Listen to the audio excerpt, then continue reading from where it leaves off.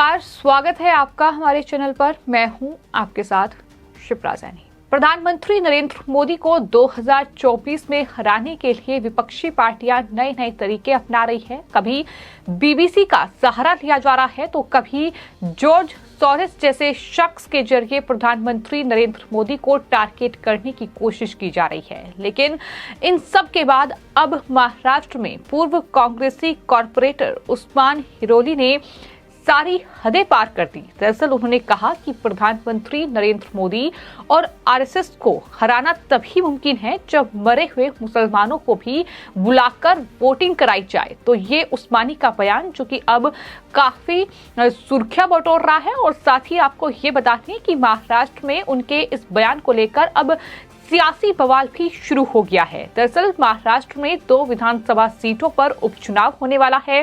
पुणे की कस्बा और पिंपरी चिंचवड सीट पर 26 फरवरी को वोटिंग होगी और 24 फरवरी को वहां चुनाव प्रचार थम गया। लेकिन चुनाव प्रचार के आखिरी दिन कांग्रेसी कॉर्पोरेटर उस्मान हिरोली ने एक ऐसा बयान दे दिया जिसके बाद अब महाराष्ट्र में खूब सियासी बवाल देखने को मिल रहा है। उन्होंने चुनावी सभा को संबोधित करते हुए ये कहा कि मुसलमान चाहे जहां भी हैं, सऊदी, दुबई, कुवैत में हो, उन्हें बुलाकर वोटिंग करवाओ, मरे हुए मुसलमानों को भी उठाकर बुलाओ, तभी प्रधानमंत्री नरेंद्र मोदी और आरएसएस को हराना मुमकिन है। इतना ही नहीं, कांग्रेसी नेता ने यह भी कहा कि जब तक बड़ी तादाद में मुसलमान वोट नहीं करेंगे तब तक प्रधानमंत्री नरेंद्र मोदी को हराया नहीं जा सकता। कांग्रेसी नेता ने ये बयान एनसीपी के अल्पसंख्यकों की सभा में दिया। महाराष्ट्र के पूर्व मुख्यमंत्री देवेंद्र फडणवीस ने इस बयान को लेकर आपत्ति जाहिर की और कहा कि जिस तरह से अल्पसंख्यकों का ध्रुवीकरण किया जा रहा है वो काफी ज्यादा घातक है। उन्होंने साफ तौर पर फडणवीस ने न सिर्फ कांग्रेस पार्टी पर हमला बोला बल्कि इसके अलावा एनसीपी पर भी उन्होंने पलटवार किया। उन्होंने कहा कि शरद पवार की पार्टी की सभा में इस तरह का सांप्रदायिक बयान किया गया है, मरे हुए लोगों को वोटिंग के लिए लाने की बात करता है, इससे ध्रुवीकरण को बढ़ावा मिलता है। इससे अब कस्बा सीट की लड़ाई 370 हटाने पर छाती पीटने वालों के खिलाफ राष्ट्रीय विचारधारा वालों की लड़ाई बन चुकी है। ये देवेंद्र फडणवीस का बड़ा बयान सामने आया। हालांकि देवेंद्र फडणवीस के बयान पर एनसीपी चीफ शरद पवार ने भी प्रेस कॉन्फ्रेंस कर डाली और प्रेस कॉन्फ्रेंस में उन्होंने कहा कि अगर मतदाता कहीं गए हों, दुबई गए हों, काठमांडू गए हों, उन्हें वोट देने के लिए वापस आने का कोई आह्वान करे तो आखिर इसमें गलत क्या है। उनके भाषण पर बिना वजह प्रतिक्रियाएं देना जाने अनजाने चुनाव का जानबूझकर सांप्रदायिक रंग देने की कोशिश बीजेपी कर रही है। ये आरोप एनसीपी चीफ शरद पवार की ओर से लगाया गया। यानी अब कांग्रेस पार्टी के नेता उस्मान हिरोली का वो बयान जिस पर अब सियासी बवाल महाराष्ट्र में देखने को मिल रहा है, जहां बीजेपी ये कह रही है कि दरअसल ये इस तरीके से ध्रुवीकरण करने की कोशिश की जा रही है, जिस तरीके से मुसलमानों का राग गलापा जा रहा है वो अल्पसंख्यकों का ध्रुवीकरण है। वोट बैंक के लिए इस तरीके के तरीके अपनाए जा रहे हैं, तो वहीं एनसीपी चीफ ये कह रहे हैं कि आखिर इसमें गलत क्या है। उस्मान हिरोली के इस बयान पर बीजेपी की महिला विंग की अध्यक्ष चित्रा वाघ ने इन तमाम उनके बयानों की कड़ी निंदा की है। उन्होंने इस बयान को जिहादी मानसिकता की उपज करार दिया है। चारों तरफ से जब इस पर प्रतिक्रियाएं आने लगी और उस्मान हिरोली जब पूरी तरीके से घिर गए, उसके बाद उन्होंने ये कहा कि पुणे के कस्बा क्षेत्र से करीब 1500 लड़के और लड़कियां जो हैं वो दरअसल महाराष्ट्र और हिंदुस्तान से बाहर सऊदी, दुबई और कुवैत में रहते हैं। उन्हें वोटिंग के लिए बुलाओ। यही मैंने कहा, ये लोग आते जाते रहते हैं, उन्हें मतदान के लिए यहाँ मौजूद रहना चाहिए और मतदान के लिए उन्हें प्रेरित करना चाहिए। इसी मकसद से मैंने ये बयान दिया। वोटिंग परसेंटेज को बढ़ाना मेरा मकसद है, गलत इसमें आखिर क्या है, ये उस्मान की ओर से सवाल किया गया। लेकिन उस्मान हिरोली ने न सिर्फ इतना कहा कि जो हिंदुस्तान से बाहर जो मुस्लिम लड़के और लड़कियां इंडिया रह रहे हैं उन्हें बुलाया जाए वोटिंग के लिए, बल्कि उन्होंने ये कहा कि दरअसल मरे हुए मुसलमानों को भी उठाकर बुलाओ, तभी प्रधानमंत्री नरेंद्र मोदी और आरएसएस को हराया जा सकता है।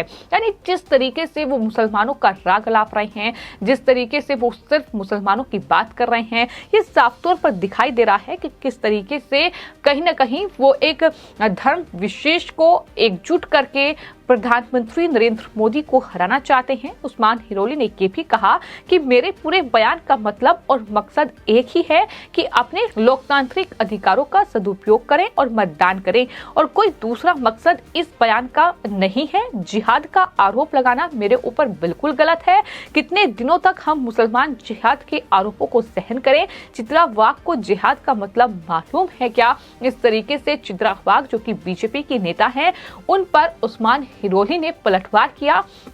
लेकिन कुल मिलाकर कहीं न कहीं उनका ये बयान बेहद शर्मनाक और हैरान कर देने वाला है कि जहां एक तरफ तमाम विपक्षी नेता 2024 लोकसभा चुनावों से पहले एकजुटता की बात कर रहे हैं, जहां महाराष्ट्र से ही ये बयान सामने आए हैं कि अगर प्रधानमंत्री नरेंद्र मोदी को हराना है तो एक पार्टी के लिए प्रधानमंत्री नरेंद्र मोदी को हराना मुमकिन है ही नहीं, तो ऐसे में तमाम विपक्षी पार्टियां एकजुट हो जाएं।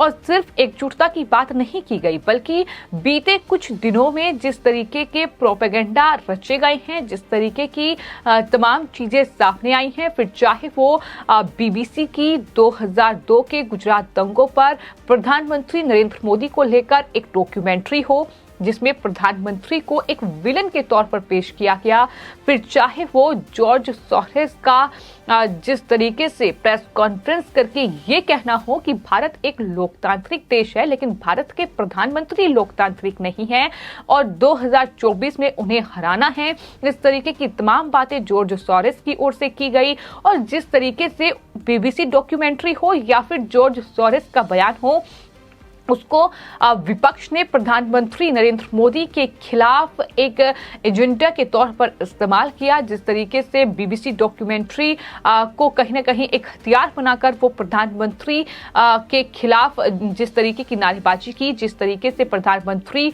पर सवाल किए गए, और सिर्फ इतना ही नहीं, अडानी मुद्दे को लेकर प्रधानमंत्री को लगातार टारगेट किया जा रहा, हिंडनबर्ग की रिपोर्ट सामने आई।